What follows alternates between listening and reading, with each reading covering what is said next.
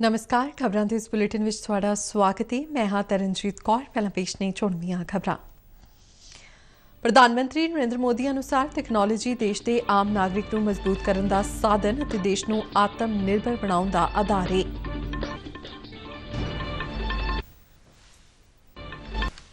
ਹਵਾਈ ਫੌਜ ਦੇ 3 ਜਹਾਜ਼ ਭਾਰਤੀ ਨਾਗਰਿਕਾਂ ਨੂੰ ਰੋਮਾਨੀਆ, ਹੰਗਰੀ ਤੇ ਪੋਲੈਂਡ ਤੋਂ ਲਿਆਉਣਗੇ।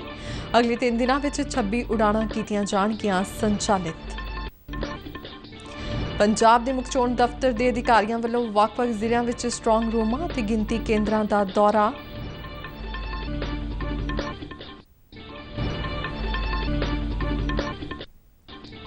ਤੇ JEE ਮੇਨ ਇਮਤਿਹਾਨਾਂ ਦੇ ਪ੍ਰੋਗਰਾਮ ਦਾ ਐਲਾਨ। ਤੇ ਹੁਣ ਖਬਰਾਂ ਵਿਸਥਾਰ ਨਾਲ। ਪ੍ਰਧਾਨ ਮੰਤਰੀ ਨਰਿੰਦਰ ਮੋਦੀ ਨੇ ਕਿਹਾ ਕਿ ਦੇਸ਼ ਨੂੰ ਆਤਮ ਨਿਰਭਰ ਬਣਾਉਣ ਵਿੱਚ ਤਕਨਾਲੋਜੀ ਦੀ ਅਹਿਮ ਭੂਮਿਕਾ ਹੋਵੇਗੀ। ਕੇਂਦਰੀ ਬਜਟ ਵਿੱਚ ਤਕਨਾਲੋਜੀ ਆਧਾਰਿਤ ਵਿਕਾਸ ਨਾਲ ਸੰਬੰਧਿਤ ਐਲਾਨਾਂ ਨੂੰ ਲਾਗੂ ਕਰਨ ਬਾਰੇ ਚਰਚਾ ਲਈ ਆਯੋਜਿਤ ਇੱਕ ਵੈਬੀਨਾਰ ਨੂੰ ਸੰਬੋਧਨ ਕਰਦਿਆਂ ਪ੍ਰਧਾਨ ਮੰਤਰੀ ਨੇ ਕਿਹਾ ਕਿ ਤਕਨਾਲੋਜੀ ਦੇਸ਼ ਦੇ ਆਮ ਨਾਗਰਿਕ ਨੂੰ ਮਜ਼ਬੂਤ ਕਰਨ ਦਾ ਜ਼ਰੀਆ ਅਤੇ ਦੇਸ਼ ਨੂੰ ਆਤਮ ਨਿਰਭਰ ਬਣਾਉਣ ਦਾ ਆਧਾਰ ਹੈ। ਉਨ੍ਹਾਂ ਬਜਟ ਐਲਾਨਾਂ ਦੇ ਅਮਲ ਨੂੰ ਯਕੀਨੀ ਬਣਾ ਕੇ ਇਸ ਦੇ ਫਾਇਦਿਆਂ ਨੂੰ ਲੋਕਾਂ ਤੱਕ ਪਹੁੰਚਾਉਣ ਤੇ ਜ਼ੋਰ ਦਿੱਤਾ। ਪ੍ਰਧਾਨ ਮੰਤਰੀ ਮੋਦੀ ਨੇ ਕਿਹਾ ਕਿ ਸਾਇੰਸ ਤੇ ਤਕਨਾਲੋਜੀ ਇੱਕ ਅਲੱਗ ਖੇਤਰ ਨਹੀਂ ਹੈ, ਬਲਕਿ ਇਹ ਡਿਜੀਟਲ ਅਰਥਚਾਰੇ ਨਾਲ ਜੁੜਿਆ ਹੋਇਆ ਹੈ ਅਤੇ ਉੱਨਤ ਤਕਨਾਲੋਜੀ ਦਾ ਆਧਾਰ ਹੈ, ਜਿਹੜੀ ਤੇਜ਼ੀ ਨਾਲ ਸਪਲਾਈ ਅਤੇ ਲੋਕਾਂ ਨੂੰ ਮਜ਼ਬੂਤ ਬਣਾਉਣ ਤੇ ਧਿਆਨ ਕੇਂਦਰਿਤ ਕਰ ਰਹੀ ਹੈ। टेक्नोलॉजी देश के सामान्य से सामान्य नागरिक को एम्पावर करने का एक सशक्त माध्यम है। हमारे लिए टेक्नोलॉजी देश को आत्मनिर्भर बनाने का प्रमुख आधार है। और जब मैं भारत के आत्मनिर्भरता की बात करता हूं तो आज भी आपने अमेरिका के राष्ट्रपति बाइडेन का भाषण सुबह सुना होगा। उन्होंने भी अमेरिका को आत्मनिर्भर बनाने की बात कही है। ਪ੍ਰਧਾਨ ਮੰਤਰੀ ਨਰਿੰਦਰ ਮੋਦੀ ਨੇ ਕਿਹਾ ਕਿ ਤਕਨਾਲੋਜੀ ਰਾਹੀਂ ਸਰਕਾਰ ਨੇ ਦੇਸ਼ ਨੂੰ ਆਤਮ ਨਿਰਭਰ ਬਣਾਉਣ ਲਈ ਕਈ ਨਵੀਆਂ ਪਹਿਲਾਂ ਕੀਤੀਆਂ ਨੇ। ਉਨ੍ਹਾਂ ਕਿਹਾ ਕਿ ਐਨੀਮੇਸ਼ਨ, ਵਿਜ਼ੂਅਲ ਇਫੈਕਟ, ਗੇਮਿੰਗ ਅਤੇ ਕਾਮਿਕਸ ਯਾਨੀ AVGC ਖੇਤਰਾਂ ਵਿੱਚ ਨੌਜਵਾਨਾਂ ਲਈ ਰੋਜ਼ਗਾਰ ਦੀ ਵੱਡੀ ਸੰਭਾਵਨਾ ਹੈ। ਪ੍ਰਧਾਨ ਮੰਤਰੀ ਨੇ AVGC ਖੇਤਰਾਂ ਨੂੰ ਉਤਸ਼ਾਹਿਤ ਕਰਨ ਤੇ ਜ਼ੋਰ ਦਿੱਤਾ ਤਾਂ ਜੋ ਸਮਰੱਥਾ ਨਿਰਮਾਣ ਰਾਹੀਂ ਭਾਰਤੀ ਅਤੇ ਦੁਨੀਆ ਦੇ ਬਾਜ਼ਾਰਾਂ ਦੀ ਮੰਗ ਨੂੰ ਪੂਰਾ ਕੀਤਾ ਜਾ ਸਕੇ। ਪ੍ਰਧਾਨ ਮੰਤਰੀ ਨੇ ਕਿਹਾ ਕਿ ਸਵਦੇਸ਼ੀ ਤਕਨੀਕ ਨਾਲ ਵੱਖ-ਵੱਖ ਖੇਤਰਾਂ ਵਿੱਚ ਮਨੋਬਲ ਵਧੇਗਾ ਅਤੇ ਆਤਮ ਨਿਰਭਰਤਾ ਆਵੇਗੀ, ਜਿਹੜੀ ਸਮੇਂ ਦੀ ਮੰਗ ਹੈ। ਭਾਰਤੀ ਹਵਾਈ ਫੌਜ ਯੂਕਰੇਨ ਵਿੱਚ ਫਸੇ ਭਾਰਤੀਆਂ ਨੂੰ ਵਾਪਸ ਲਿਆਉਣ ਦੇ ਆਪਰੇਸ਼ਨ ਗੰਗਾ ਵਿੱਚ ਸ਼ਾਮਲ ਹੋ ਗਈ ਹੈ। ਹਵਾਈ ਫੌਜ ਦੇ 3 ਜਹਾਜ਼ ਅੱਜ ਹਿੰਡਨ 에ਅਰਬੇਸ ਤੋਂ ਰੋਮਾਨੀਆ, ਹੰਗਰੀ ਤੇ ਪੋਲੈਂਡ ਲਈ ਰਵਾਨਾ ਹੋਏ। ਸਭ ਤੋਂ ਪਹਿਲਾਂ ਸਵੇਰੇ 4 ਵਜੇ ਹਵਾਈ ਫੌਜ ਦੇ C-17 ਟਰਾਂਸਪੋਰਟ ਜਹਾਜ਼ ਨੇ ਰੋਮਾਨੀਆ ਲਈ ਉਡਾਨ ਭਰੀ। ਇਨ੍ਹਾਂ ਜਹਾਜ਼ਾਂ ਰਾਹੀਂ ਟੈਂਟ, ਕੰਬਲ ਅਤੇ ਹੋਰ ਮਨੁੱਖੀ ਰਾਹਤ ਸਮੱਗਰੀ ਵੀ ਭੇਜੀ ਗਈ ਹੈ। ਇਧਰ ਹਵਾਈ ਫੌਜ ਦੇ ਉਪ ਮੁਖੀ ਏਅਰ ਮਾਰਸ਼ਲ ਸੰਦੀਪ ਸਿੰਘ ਨੇ ਪੱਤਰਕਾਰਾਂ ਨੂੰ ਦੱਸਿਆ ਕਿ ਆਪਰੇਸ਼ਨ ਗੰਗਾ ਤਹਿਤ ਭਾਰਤੀ ਨਾਗਰਿਕਾਂ ਨੂੰ ਲਿਆਉਣ ਦਾ ਕੰਮ 24 ਘੰਟੇ ਚੱਲੇਗਾ। ਹਵਾਈ ਫੌਜ ਇੱਕ ਦਿਨ ਵਿੱਚ 4 ਜਹਾਜ਼ ਭੇਜੇਗੀ ਅਤੇ ਇੱਕ ਵਾਰੀ ਵਿੱਚ 200 ਲੋਕਾਂ ਨੂੰ ਵਾਪਸ ਲਿਆਂਦਾ ਜਾ ਸਕੇਗਾ। ਏਅਰ ਮਾਰਸ਼ਲ ਸੰਦੀਪ ਸਿੰਘ ਨੇ ਭਰੋਸਾ ਪ੍ਰਗਟਾਇਆ ਕਿ ਸਾਰੇ ਭਾਰਤੀਆਂ ਨੂੰ ਸੁਰੱਖਿਅਤ ਵਾਪਸ ਲਿਆਂਦਾ ਜਾਵੇਗਾ।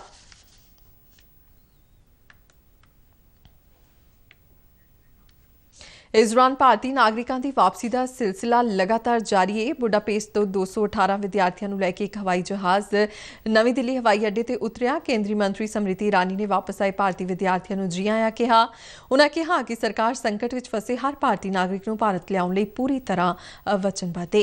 ਕੇਂਦਰੀ ਜਲ ਸ਼ਕਤੀ ਮੰਤਰੀ ਗਜੇਂਦਰ ਸਿੰਘ ਸ਼ੇਖਾਵਤ ਨੇ ਯੂਕਰੇਨ ਤੋਂ ਵਾਪਸ ਪਰਤਣ ਵਾਲੇ ਵਿਦਿਆਰਥੀਆਂ ਨਾਲ ਗੱਲਬਾਤ ਕੀਤੀ ਅਤੇ ਉਨ੍ਹਾਂ ਦਾ ਸਵਾਗਤ ਕੀਤਾ। जहाज में भी 251 बच्चे भारत के आज पहुंचे हैं। उनकी आंखों में एक खुशी जो भारत की भूमि पर पहुंचने की और साथ ही साथ में जो भारत की धरती पर पहुंचने के लिए उन्होंने कष्ट सहा है, उसका दर्द, वो दोनों तरह के मिश्रित भाव जो है वो देखने को मिले हैं। हमारे भारतीय, भारत के लोग चाहे दुनिया में किसी भी जगह पे रह रहे होंगे, किसी भी देश में रह रहे होंगे, उनके मन में एक संतोष का भाव और एक आत्मविश्वास का भाव निश्चित रूप से जागता है कि हम जहां कहीं भी हैं भारतीय होने के नाते सुरक्षित हैं, क्योंकि हमारे देश का प्रधानमंत्री नरेंद्र मोदी है। ਯੂਕਰੇਨ ਤੋਂ ਵਾਪਸ ਆਏ ਵਿਦਿਆਰਥੀਆਂ ਨੇ ਉਨ੍ਹਾਂ ਨੂੰ ਵਾਪਸ ਲਿਆਉਣ ਸੰਬੰਧੀ ਭਾਰਤ ਸਰਕਾਰ ਦੇ ਯਤਨਾਂ ਦੀ ਸ਼ਲਾਘਾ ਕੀਤੀ।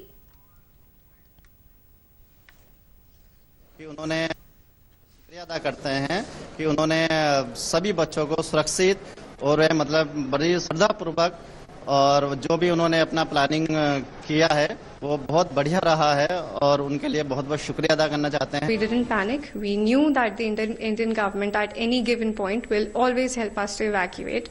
Not only us, all the Indian citizens there. So around within 1-2 hours, the notice of Indian Embassy came and they said that you need to keep your bags ready with the minimum luggage and we will start evacuating you. I'm very thankful to the Indian government as well as the Indian Embassy who have helped me as well as my schoolmates and my university mates a lot in coming back to India and I'm very thankful to them. ਕੇਂਦਰੀ ਮੰਤਰੀ ਵੀਕੇ Singh Ukraine ਵਿੱਚ ਫਸੇ ਭਾਰਤੀ ਨਾਗਰਿਕਾਂ ਦੀ ਸੁਰੱਖਿਅਤ ਵਾਪਸੀ ਲਈ ਸਰਕਾਰੀ ਯਤਨਾਂ ਵਿੱਚ ਤੇਜ਼ੀ ਲਿਆਉਣ ਲਈ ਪੋਲੈਂਡ ਪਹੁੰਚ ਗਏ ਨੇ। ਵਾਰਸਾ ਵਿੱਚ ਉਹਨਾਂ ਨੇ ਗੁਰਦੁਆਰੇ ਵਿੱਚ ਠਹਿਰੇ ਭਾਰਤੀ ਵਿਦਿਆਰਥੀਆਂ ਨਾਲ ਮੁਲਾਕਾਤ ਕੀਤੀ। ਵਿਦੇਸ਼ ਮੰਤਰੀ ਐਸ ਜੈਸ਼ੰਕਰ ਨੇ ਆਪਣੇ ਇੱਕ ਟਵੀਟ ਸੁਨੇਹੇ ਵਿੱਚ ਦੱਸਿਆ ਕਿ ਆਪਰੇਸ਼ਨ ਗੰਗਾ ਤਹਿਤ ਪਿਛਲੇ 24 ਘੰਟਿਆਂ ਦੌਰਾਨ ਯੂਕਰੇਨ ਤੋਂ 1377 ਭਾਰਤੀ ਨਾਗਰਿਕਾਂ ਨੂੰ ਲੈ ਕੇ 6 ਉਡਾਨਾਂ ਭਾਰਤ ਲਈ ਰਵਾਨਾ ਹੋਈਆਂ ਨੇ। ਕੇਂਦਰੀ ਮੰਤਰੀ ਜਯੋਤਿਰਾਦਿੱਤਿਆ ਸਿੰਧੀਆ ਨੇ ਕਿਹਾ ਕਿ ਯੂਕਰੇਨ ਤੋਂ ਆਉਣ ਵਾਲੇ ਭਾਰਤੀ ਵਿਦਿਆਰਥੀਆਂ ਲਈ ਮੋਲਦੋਵਾ ਦੀਆਂ ਸਰਹੱਦਾਂ ਖੋਲ੍ਹ ਦਿੱਤੀਆਂ ਗਈਆਂ ਨੇ। ਇੱਕ ਟਵੀਟ ਵਿੱਚ ਉਹਨਾਂ ਕਿਹਾ ਕਿ ਵਿਦਿਆਰਥੀਆਂ ਲਈ ਰਹਿਣ ਅਤੇ ਭੋਜਨ ਦੇ ਜ਼ਰੂਰੀ ਪ੍ਰਬੰਧ ਕੀਤੇ ਜਾਣਗੇ। ਜਯੋਤਿਰਾਦਿੱਤਿਆ ਸਿੰਧੀਆ ਨੇ ਕਿਹਾ ਕਿ ਬੁਖਾਰੇਸਟ ਤੱਕ ਵਿਦਿਆਰਥੀਆਂ ਦੀ ਯਾਤਰਾ ਲਈ ਢੁਕਵੇਂ ਪ੍ਰਬੰਧ ਕੀਤੇ ਜਾਣ ਨੂੰ ਲੈ ਕੇ ਗੱਲਬਾਤ ਚੱਲ ਰਹੀ ਹੈ ਤਾਂ ਜੋ ਵਿਦਿਆਰਥੀ ਭਾਰਤ ਲਈ ਜਹਾਜ਼ ਵਿੱਚ ਸਵਾਰ ਹੋ ਸਕਣ। ਇਸ ਦੌਰਾਨ ਯੂਕਰੇਨ ਵਿੱਚ ਫਸੇ ਭਾਰਤੀਆਂ ਨੂੰ ਸੁਰੱਖਿਅਤ ਕੱਢਣ ਲਈ ਅਗਲੇ 3 ਦਿਨਾਂ ਵਿੱਚ 26 ਉਡਾਣਾਂ ਸੰਚਾਲਿਤ ਕੀਤੀਆਂ ਜਾਣਗੀਆਂ। ਵਿਦੇਸ਼ ਸਕੱਤਰ ਹਰਸ਼ਵਰਧਨ ਸ਼੍ਰਿੰਗਲਾ ਨੇ ਪੱਤਰਕਾਰਾਂ ਨੂੰ ਇਹ ਜਾਣਕਾਰੀ ਦਿੱਤੀ। ਉਨ੍ਹਾਂ ਦੱਸਿਆ ਕਿ ਯੂਕਰੇਨ ਦੇ ਸਭ ਤੋਂ ਵੱਡੇ ਸ਼ਹਿਰ ਖਾਰਕੀਵ ਤੋਂ ਭਾਰਤੀਆਂ ਨੂੰ ਸੁਰੱਖਿਅਤ ਬਾਹਰ ਲਿਆਉਣਾ ਸਰਕਾਰ ਦੀ ਸਰਵਉੱਚ ਪ੍ਰਾਥਮਿਕਤਾ ਹੈ। ਉਨ੍ਹਾਂ ਕਿਹਾ ਕਿ ਤਕਰੀਬਨ 12,000 ਭਾਰਤੀ ਨਾਗਰਿਕ ਯੂਕਰੇਨ ਛੱਡ ਚੁੱਕੇ ਨੇ। ਇਹ ਗਿਣਤੀ ਯੂਕਰੇਨ ਵਿੱਚ ਰਹਿੰਦੇ ਭਾਰਤੀਆਂ ਦੀ ਗਿਣਤੀ ਦਾ 60% ਹੈ। ਪੋਲੈਂਡ ਦੇ ਵਾਰਸਾ ਵਿੱਚ ਭਾਰਤੀ ਦੂਤਘਰ ਨੇ ਯੂਕਰੇਨ ਵਿੱਚ ਫਸੇ ਭਾਰਤੀ ਨਾਗਰਿਕਾਂ ਨੂੰ ਸ਼ਿਹਨੀ ਮੇਦਿਆਕਾ ਸਰਹੱਦੀ ਚੌਂਕੀ ਨੂੰ ਪਾਰ ਕਰਨ ਤੋਂ ਬਚਣ ਲਈ ਆਖਿਆ ਹੈ। ਦੂਤਘਰ ਨੇ ਕਿਹਾ ਕਿ ਇਸ ਖੇਤਰ ਵਿੱਚ ਪਹਿਲਾਂ ਤੋਂ ਹੀ ਭੀੜ ਮੌਜੂਦ ਹੈ। ਯੂਕਰੇਨ ਵਿੱਚ ਭਾਰਤੀ ਨਾਗਰਿਕਾਂ ਨੂੰ ਜ਼ਰੂਰੀ ਸਲਾਹ ਵਿੱਚ ਦੂਤਘਰ ਨੇ ਕਿਹਾ ਕਿ ਪੱਛਮੀ ਯੂਕਰੇਨ ਵਿੱਚ ਲਵੀਵ ਅਤੇ ਟੇਰਨੋਪਿਲ ਤੇ ਹੋਰਨਾਂ ਥਾਵਾਂ ਤੇ ਮੌਜੂਦ ਭਾਰਤੀ ਪੋਲੈਂਡ ਵਿੱਚ ਛੇਤੀ ਦਾਖਲੇ ਲਈ ਬੁਡੋਮਿਰ ਸਰਹੱਦੀ ਚੌਂਕੀ ਤੱਕ ਯਾਤਰਾ ਕਰ ਸਕਦੇ ਨੇ। ਇਸ ਤੋਂ ਇਲਾਵਾ ਬਦਲ ਵਜੋਂ ਭਾਰਤੀਆਂ ਨੂੰ ਦੱਖਣ ਵੱਲ ਯਾਤਰਾ ਕਰਨ ਦੀ ਸਲਾਹ ਦਿੱਤੀ ਗਈ ਹੈ ਤਾਂ ਜੋ ਹੰਗਰੀ ਜਾਂ ਰੋਮਾਨੀਆ ਦੇ ਰਸਤੇ ਯੂਕਰੇਨ ਤੋਂ ਬਾਹਰ ਨਿਕਲ ਸਕਣ। ਪੋਲੈਂਡ ਵਿੱਚ ਭਾਰਤੀ ਦੂਤਘਰ ਨੇ ਮੇਦਿਆਕਾ ਅਤੇ ਬੁਡੋਮਿਰ ਸਰਹੱਦੀ ਚੌਂਕੀਆਂ ਤੇ ਅਧਿਕਾਰੀਆਂ ਨੂੰ ਤਾਇਨਾਤ ਕੀਤਾ ਹੈ। ਇਹ ਅਧਿਕਾਰੀ ਯੂਕਰੇਨ ਤੋਂ ਬਾਹਰ ਨਿਕਲਣ ਵਾਲੇ ਭਾਰਤੀਆਂ ਦੀ ਵਾਪਸੀ ਵਿੱਚ ਮਦਦ ਕਰਨਗੇ। ਹੋਰ ਸਰਹੱਦੀ ਚੌਂਕੀਆਂ ਨੂੰ ਪਾਰ ਕਰਨ ਤੇ ਪੋਲੈਂਡ ਪੁੱਜਣ ਵਾਲੇ ਭਾਰਤੀ ਨਾਗਰਿਕਾਂ ਨੂੰ ਜੇਸਜੋ ਵਿੱਚ ਹੋਟਲ ਪ੍ਰੈਜ਼ੀਡੈਂਕੀ ਪੁੱਜਣ ਨੂੰ ਕਿਹਾ ਗਿਆ ਹੈ। ਭਾਰਤੀ ਵਿਦਿਆਰਥੀਆਂ ਕੋਲ ਪੈਸੇ ਦੀ ਕਮੀ ਹੋਣ ਦੀ ਹਾਲਾਤ ਵਿੱਚ ਭਾਰਤੀ ਦੂਤਘਰ ਹੋਟਲ ਨੂੰ ਭੁਗਤਾਨ ਕਰੇਗਾ। ਸਾਰੇ ਭਾਰਤੀ ਨਾਗਰਿਕਾਂ ਨੂੰ ਖਾਰਕਿਵ ਨੂੰ ਵੀ ਛੱਡਣ ਦੀ ਸਲਾਹ ਦਿੱਤੀ ਗਈ ਹੈ। ਯੂਕਰੇਨ ਵਿੱਚ ਭਾਰਤੀ ਦੂਤਘਰ ਨੇ ਇਸ ਲਈ ਇੱਕ ਜ਼ਰੂਰੀ ਸਲਾਹ ਜਾਰੀ ਕਰਦਿਆਂ ਕਿਹਾ ਹੈ ਕਿ ਸਾਰੇ ਭਾਰਤੀ ਇਸ ਤੇ ਅਮਲ ਕਰਨ। ਇਸ ਦੌਰਾਨ ਬਠਿੰਡਾ ਜ਼ਿਲ੍ਹੇ ਦੇ ਡਿਪਟੀ ਕਮਿਸ਼ਨਰ ਵਿਨੀਤ ਕੁਮਾਰ ਨੇ ਦੱਸਿਆ ਕਿ 12 ਵਿਦਿਆਰਥੀ ਯੂਕਰੇਨ ਤੋਂ ਬਠਿੰਡਾ ਪਰਤ ਆਏ ਨੇ ਜਦਕਿ 6 ਹੋਰ ਵਿਦਿਆਰਥੀਆਂ ਵਿੱਚੋਂ 2 ਵਿਦਿਆਰਥੀ ਰੋਮਾਨੀਆ ਪਹੁੰਚ ਗਏ ਨੇ। ਉਨ੍ਹਾਂ ਕਿਹਾ ਕਿ ਬਾਕੀ 4 ਵਿਦਿਆਰਥੀ ਯੂਕਰੇਨ ਵਿੱਚ ਨੇ ਜਿਨ੍ਹਾਂ ਨੂੰ ਵਾਪਸ ਲਿਆਉਣ ਦੇ ਯਤਨ ਕੀਤੇ ਜਾ ਰਹੇ ਨੇ।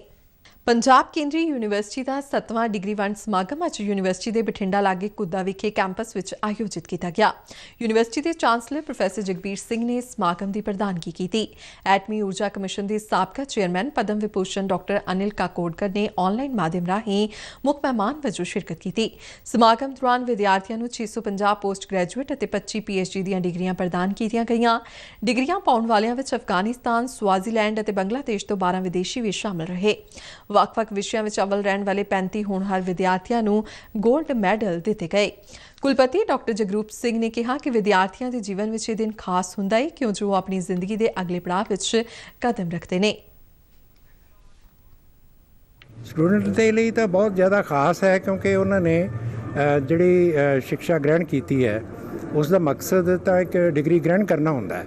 ਤਾਂ ਉਹ ਅਲੱਗ-ਅਲੱਗ ਡਿਗਰੀਆਂ ਗ੍ਰਹਿਣ ਕਰਕੇ ਜਿਹੜੇ ਸਾਡੇ ਇਸ ਯੂਨੀਵਰਸਿਟੀ ਦੇ ਵਿਦਿਆਰਥੀ ਨੇ ਉਹਨਾਂ ਨੂੰ ਇੱਕ ਸਕੂਨ ਮਿਲਿਆ ਕਿ ਉਹਨਾਂ ਨੇ ਆਪਣੀ ਜ਼ਿੰਦਗੀ ਦੇ ਇੱਕ ਪੜਾਅ ਦੇ ਵਿੱਚ ਉਹਨਾਂ ਨੇ ਕੁਝ ਮਹਾਰਤ ਹਾਸਲ ਕੀਤੀ ਹੈ ਤੇ ਅੱਗੋਂ ਫਿਰ ਉਹ ਰਿਸਰਚ ਦੇ ਵਿੱਚ ਉਹ ਪੈ ਕੇ ਹੋਰ ਉਸ ਗੱਲ ਨੂੰ ਕੰਟੀਨਿਊ ਕਰਨਗੇ।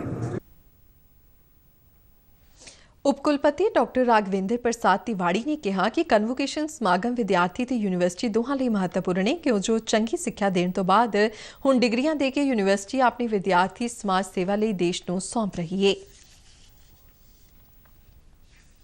वो विश्वविद्यालय के जो प्रोडक्ट हैं, जिस तरह की ट्रेनिंग हम यहाँ विश्वविद्यालय में अपने विद्यार्थियों को दिए हैं, जिस तरह से उनका प्रशिक्षण किए हैं, जिस तरह से उनको हमने समाज की सेवा करने योग्य बनाया है, आज वो अवसर होता है जब हम अपने विद्यार्थियों को समाज को सौंपते हैं, देश को सौंपते हैं कि वो जाकर के समाज की सेवा करें और देश की सेवा करें और एक बहुत ही सात्विक जीवन व्यतीत करते हुए विश्वविद्यालय का नाम रोशन करें।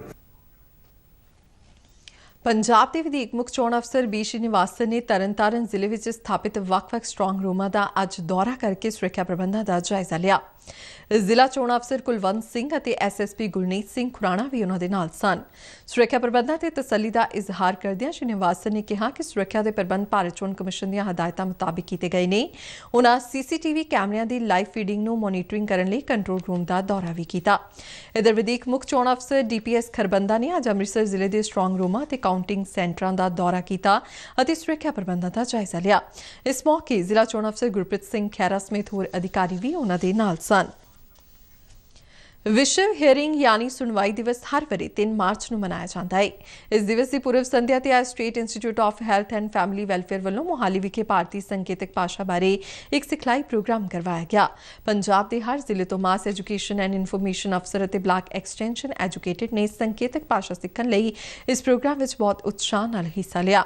ਇਸ ਸਿਖਲਾਈ ਦਾ ਉਦੇਸ਼ ਸਾਰੇ ਹਿੱਸਾ ਲੈਣ ਵਾਲੇ ਅਧਿਕਾਰੀਆਂ ਨੂੰ ਪਿੰਡ ਪੱਧਰ ਤੇ ਸਿਹਤ ਮਹਿਕਮੇ ਦੇ ਸਾਰੇ ਮੈਡੀਕਲ ਅਤੇ ਪੈਰਾਮੈਡੀਕਲ ਸਟਾਫ ਨੂੰ ਸੰਕੇਤਕ ਭਾਸ਼ਾ ਸਿੱਖਣ ਲਈ ਹੋਰ ਅੱਗੇ ਸਿਖਲਾਈ ਦੇਣਾ ਤੇ ਸਿੱਖਿਅਤ ਕਰਨਾ ਸੀ। ਇਹ ਸਿਹਤ ਸਟਾਫ ਆਮ ਲੋਕਾਂ ਤੇ ਬੋਲੇ ਤੇ ਗੂੰਗੇ ਵਿਅਕਤੀਆਂ ਵਿਚਾਲੇ ਰੁਕਾਵਟਾਂ ਦੂਰ ਕਰਨ ਵਿੱਚ ਹੋਰ ਮਦਦ ਕਰੇਗਾ। ਬਹਿਰੇਪਨ ਦੀ ਰੋਕਥਾਮ ਅਤੇ ਕੰਟਰੋਲ ਲਈ ਕੌਮੀ ਪ੍ਰੋਗਰਾਮ ਦੀ ਸਹਾਇਕ ਡਾਇਰੈਕਟਰ ਡਾਕਟਰ ਬਲਜੀਤ ਕੌਰ ਨੇ ਦੱਸਿਆ ਕਿ ਸਿਖਲਾਈ ਨਾਲ ਸਿਹਤ ਮਹਿਕਮੇ ਦਾ ਸਟਾਫ ਅੱਗੇ ਸਿਖਲਾਈ ਦੇ ਸਕੇਗਾ। ਇਹ ਸਾਰੇ ਜਾਣੇ ਜਾ ਕੇ ਕੱਲ ਨੂੰ ਜ਼ਿਲ੍ਹਾ ਲੈਵਲ ਤੇ ਇੱਕ ਵਰਕਸ਼ਾਪ ਕਰਨਗੇ ਤਾਂ ਕਿ ਜਿਹੜੇ ਲੋਕਾਂ ਨੂੰ ਸੁਣਦਾ ਨਹੀਂ ਹੈ ਉਹਨਾਂ ਪ੍ਰਤੀ ਸਾਡੀ ਜਿਹੜੀ ਸੈਂਸਿਟੀਵਿਟੀ ਆ ਉਹ ਇਨਕਰੀਜ਼ ਹੋਵੇ ਔਰ ਅਸੀਂ ਉਹਨਾਂ ਨੂੰ ਰਿਸਪੈਕਟ ਨਾਲ ਡੀਲ ਕਰ ਸਕੀਏ ਔਰ ਇੱਕ ਇੰਡੀਅਨ ਸਾਈਨ ਲੈਂਗੁਏਜ ਨੂੰ ਇੰਟਰਪ੍ਰੀਟ ਕਰਨਾ ਸਿੱਖੀਏ। ਸਿਹਤ ਸਿੱਖਿਅਕ ਜਗਜੀਵਨ ਸ਼ਰਮਾ ਮੁਤਾਬਿਕ ਸੰਕੇਤਕ ਭਾਸ਼ਾ ਸੂਬੇ ਵਿੱਚ ਸਿਹਤ ਸੇਵਾਵਾਂ ਲਈ ਵਰਦਾਨ ਸਾਬਤ ਹੋਵੇਗੀ। ਬਿਹੇਵੀਅਰ ਦੇ ਵਿੱਚ ਚੇਂਜ ਲਿਆਉਣ ਵਾਸਤੇ ਇੱਕ ਬੜੀ ਇੰਪ੍ਰੈਸਿਵ ਤੇ ਸਕਸੈਸਫੁਲ ਟ੍ਰੇਨਿੰਗ ਰਹੀ ਹੈ ਕਿਉਂਕਿ ਜਿਹੜੇ ਡੈਫ ਐਂਡ ਮਿਊਟ ਪਰਸਨਸ ਨੇ ਜਿਹੜੇ ਸਾਡੇ ਸੋਸਾਇਟੀ ਦੇ ਵਿੱਚ ਇੱਕ ਬਹੁਤ ਵੱਡੀ ਪੋਪੂਲੇਸ਼ਨ ਹੈ ਇਹਨਾਂ ਦੀ ਤੇ ਇਹ ਆਪਣੇ ਆਪ ਨੂੰ ਐਕਸਕਲੂਡਡ ਸਮਝਦੇ ਨੇ, ਆਪਣੇ ਆਪ ਨੂੰ ਸੋਸਾਇਟੀ ਤੋਂ ਬਾਹਰ ਸਮਝਦੇ ਨੇ ਕਿਉਂਕਿ ਅਸੀਂ ਇਹਨਾਂ ਦੇ ਨਾਲ ਕੋਈ ਵੀ ਆਪਸ ਦੇ ਵਿੱਚ ਗੱਲਬਾਤ ਹੀ ਨਹੀਂ ਕਰ ਪਾਉਂਦੇ। ਸੰਯੁਕਤ ਦਾਖਲਾ ਪ੍ਰੀਖਿਆ ਜੇਈਈ ਮੇਨ ਵਾਸਤੇ ਇਮਤਿਹਾਨਾਂ ਦੀ ਤਰੀਕਾਂ ਦਾ ਐਲਾਨ ਕਰ ਦਿੱਤਾ ਗਿਆ ਹੈ। ਜੇਈਈ ਮੇਨ 2022 ਦਾ ਆਯੋਜਨ ਕੌਮੀ ਪ੍ਰੀਖਿਆ ਏਜੰਸੀ ਵੱਲੋਂ 2 ਹਿੱਸਿਆਂ ਵਿੱਚ ਕੀਤਾ ਜਾਵੇਗਾ। ਪਹਿਲਾ ਹਿੱਸਾ ਅਪ੍ਰੈਲ ਵਿੱਚ ਅਤੇ ਦੂਜਾ ਮਈ ਵਿੱਚ ਆਯੋਜਿਤ ਕੀਤਾ ਜਾਵੇਗਾ। ਪਹਿਲੇ ਹਿੱਸੇ ਦੀ ਪ੍ਰੀਖਿਆ ਦੀ ਸੰਭਾਵਿਤ ਤਰੀਕ 16 ਤੋਂ 21 ਅਪ੍ਰੈਲ ਹੈ ਜਦਕਿ ਦੂਜੇ ਹਿੱਸੇ ਦੀ ਸੰਭਾਵਿਤ ਤਰੀਕ 24 ਤੋਂ 29 ਮਈ ਹੋਵੇਗੀ। ਜੇਈਈ ਮੇਨ ਵਾਸਤੇ ਆਨਲਾਈਨ ਅਰਜ਼ੀਆਂ ਦਾ ਅਮਲ ਪਹਿਲਾਂ ਹੀ ਸ਼ੁਰੂ ਹੋ ਚੁੱਕਾ ਹੈ ਅਤੇ ਉਮੀਦਵਾਰ 31 ਮਾਰਚ ਤੱਕ अर्जी दे सकते हैं। इस संबंधी जानकारी जेईई मेन 2022 की अधिकारित वैबसाइट jee-main.nta.nic.in तो ली जा सकती है। हैल्पलाइन नंबर 0114227700 ਅਤੇ 0114075900 ਤੇ ਵੀ ਸੰਪਰਕ ਕੀਤਾ ਜਾ ਸਕਦਾ ਹੈ। ਭਾਰਤ ਦੇ ਯੁਵਾ ਨਿਸ਼ਾਨੇਬਾਜ਼ ਸੌਰਵ ਚੌਧਰੀ ਨੇ ਮਿਸਰ ਵਿੱਚ ਚੱਲ ਰਹੀ ISSF ਵਿਸ਼ਵ ਕੱਪ ਵਿੱਚ ਸੋਨੇ ਦਾ ਤਮਗਾ ਜਿੱਤਿਆ ਹੈ। 19 ਸਾਲਾਂ ਦੇ ਸੌਰਵ ਨੇ 10 ਮੀਟਰ 에ਅਰ ਪਿਸਟਲ ਮੁਕਾਬਲੇ ਦੇ ਫਾਈਨਲ ਵਿੱਚ ਜਰਮਨੀ ਦੇ ਮਾਈਕਲ ਸਵਾਲ ਨੂੰ 16-6 ਨਾਲ ਹਰਾ ਕੇ ਸੋਨ ਤਮਗਾ ਆਪਣੇ ਨਾਂ ਕੀਤਾ। ਸੌਰਵ ਤੋਂ ਇਲਾਵਾ ਕੋਈ ਹੋਰ ਭਾਰਤੀ ਨਿਸ਼ਾਨੇਬਾਜ਼ ਮੌਜੂਦਾ ਵਿਸ਼ਵ ਕੱਪ ਦੇ ਸੈਮੀਫਾਈਨਲ ਵਿੱਚ ਆਪਣੀ ਥਾਂ ਨਹੀਂ ਬਣਾ ਸਕਿਆ।